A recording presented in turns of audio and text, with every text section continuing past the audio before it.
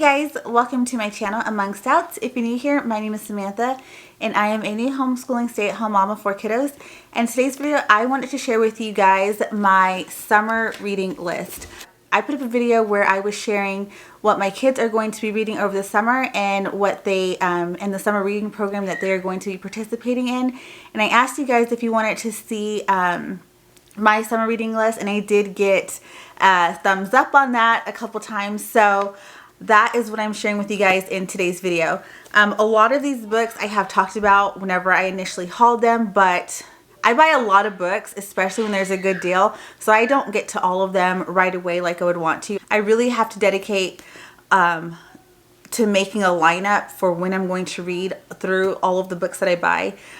So this is what I'm choosing to read over the summer. I'm pretty sure I can get through all of these. I may be able to read a couple more, but this is what I'm holding myself to. And I'm really excited to share these books with you guys because they are kind of all over the place and each one's a little bit different. So let's go ahead and get started, and I will show you what these books are about and also go ahead and read the back to you in case you want to hear a little bit more information about what they are, and maybe you would be interested in getting them for your own reading list. So first up, if you're new here, you won't know this, but if you've seen any of my book videos, you may already know that I don't really like to read fiction books unless they're conspiracy theory books. So I really love nonfiction and conspiracy theory. Anything else outside of that, I just don't touch it. I have tried in the past to get into like, I don't know, like romance books or novels or you know, whatever's trendy like that people are reading, and I just can't get into it. I waste my money, so I stick to what I know that I like, and that's nonfiction, conspiracy theory. So that's what I have for you guys today. The first book, and this isn't the order that I'm going to go in. I actually have an order, but I don't have them in order right now, so I'm just going to share with you what they are. So first up, I read 1984 last summer, so I thought it was only fitting to go ahead and read Animal Farm this summer. Another really good conspiracy theory book, if you like those kind of books, is Brave New World, and I'm just about finished with that one. So I'm going to read this one, and I will go ahead and read the back to you so you guys know a little of what it's about in case you don't know. So it says, in his story of downtrodden society of overworked, mistreated animals and their quest to create a paradise of progress, justice, and equality, George Orwell gave us one of the most scathing, satiric fables ever written. As ferociously fresh as it was more than half a century ago, Animal Farm is a parable about would-be liberators everywhere. As we witness the rise and bloody fall of the revolutionary animals through the lens of our own history, we see the seeds of totalitarianism in the most idealistic organizations and in our most charismatic leaders, the souls of our cruelest oppressors. So that is Animal Farm. Next, I've actually already started this one, so this is first on my lineup just so I can go ahead and finish reading it out. Let me take that out. And this is Homeschool Bravely by Jamie Erickson. And I know most of you on here that are homeschool moms have already read this or probably have it on your bookshelf, but I'm still going to go ahead and read the back. It says, all you want is to offer your kids a good and godly education you can feel proud of someday, preferably without compromising your own sanity. But anxiety, self-doubt, and exhaustion always seem to be just around the corner. But what if there's a better way? Not a three-step technique or a shiny new curriculum, but a change in perspective that transforms the way you plan, teach, and homeschool. Homeschool Bravely teaches you to see homeschooling as a calling, helps you overthrow the tyranny of impossible expectations, and guides you through the common bumps in the road, including how to juggle school and parenting with toddlers at home, teach a struggling learner, plan with the end in mind, accept your own limitations without feeling guilty, stay the course even in the face of criticism, reclaim your hope, renew your purpose, and transform your homeschool. So, if you've been around here for a little while, you could see exactly why this book is on my reading list, especially why I've already started it, because a lot of what this book is going through and teaching us homeschool moms is some of the things that I currently struggle with and I have been struggling with this school year. So I'm really excited to get into more of reading this. The next book that I'm going to read, and this is going to be closer towards the end of summer, and it's Teaching from Rest and a Homeschooler's Guide to Unshakable Peace by Sarah Mackenzie. I've heard really great things about this book, but I hadn't read it yet, so I'm really excited to get this one read. And on the back of this one, it says, those who have made the decision to homeschool their children have done so out of great love for their children and a desire to provide them an excellent education in the context of a warm, enriching home. Yet so many parents, mainly mothers, who have taken up this challenge find the enterprise often full of stress, worry, and anxiety. In this practical, faith-based, and inspirational book, Sarah Mackenzie addresses these questions directly, appealing to her own study of restful learning and her struggle to bring restful learning to her children. So again, just like with Homeschooling Bravely, these two books I feel like are going to really reach my heart and my soul, and something that I definitely will enjoy. So next on my list is, I got this book for Christmas from my mom, so I've been meaning to read it. That is why it's in my lineup, so I can go ahead and get it done. But I'm really excited for this one, and it is Chosen by God by R.C. Sproul.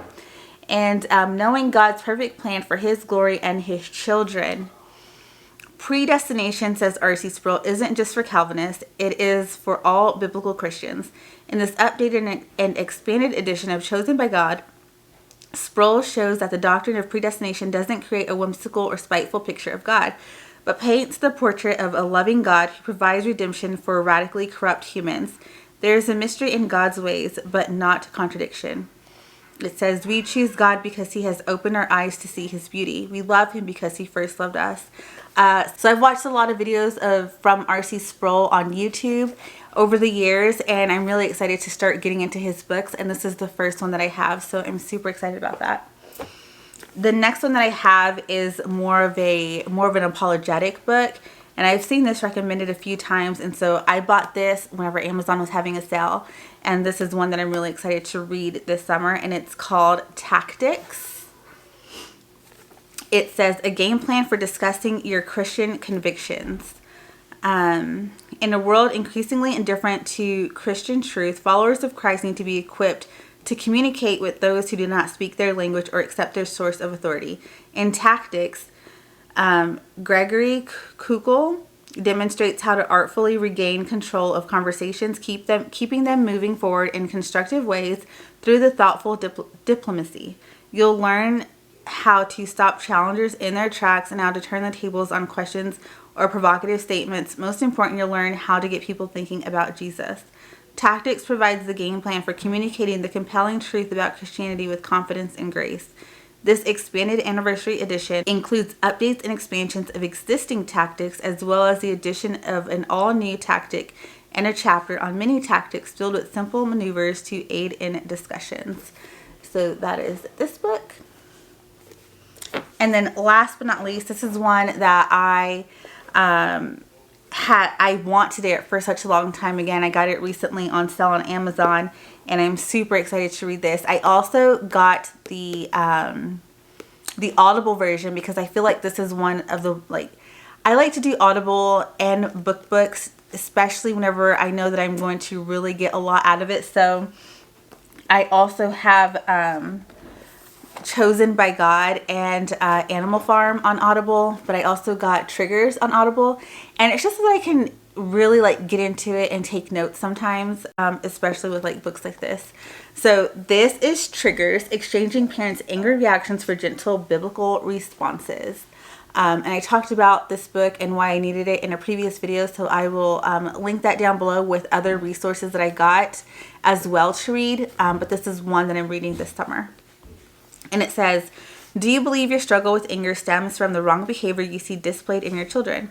The knee-jerk reactions and blow-ups you're facing are often a result of a bigger set of triggers. Some of these are external, like a child's disobedience, backtalk, or selective hearing, while others are internal, like an overflowing schedule, sleep deprivation, or perhaps your own painful experiences from childhood. Triggers. Exchanging Parents' Angry Reactions for Gentle Biblical Responses examines common parenting issues that cause us to explode inappropriately at our children. Moving Beyond Simple Parenting Tips on How to Change Your Child's Behavior, authors Amber Leah and Wendy Speak offer biblical insight and practical tools to equip and encourage you on the journey away from anger-filled reactions toward gentle biblical responses. So yes, can't wait to get into that either. I mean, obviously, I bought all of these books for a reason, so I'm excited to read all of them. But even more, I'm excited to share with you guys what I will be reading over the summer. This is 100% what I'm going to read and get through over the summer. If I have time to add any other readings in, I'll do that. But I'm not going to stress over it because I think that I have a pretty good lineup here. So that's all I have for you guys. Like I said, this is my list is kind of specific to a reading style that isn't a lot of like other books. I know a lot of people like to read a lot of those fiction books. I love parenting help and Christian-based books and conspiracy theories, lots of nonfiction. I also like to read like biography books and stuff like that, so I have some of those on my bookshelf as well that I will probably put in a lineup over the fall or something. But I hope that you guys enjoyed seeing what I will be reading for the summer. Share down in the comments what you are reading for the summer, and if you have any good Christian-based parenting, homeschooling, biographies or conspiracy theory books that I need to check out, let me know down in the comments about that too. So I hope that you guys liked this video, and if you did, please go ahead and hit the like button. If you aren't already subscribed to my channel, please go ahead and hit subscribe. I'd love to have you here as a part of my community, and I will see you guys in the next video. Bye!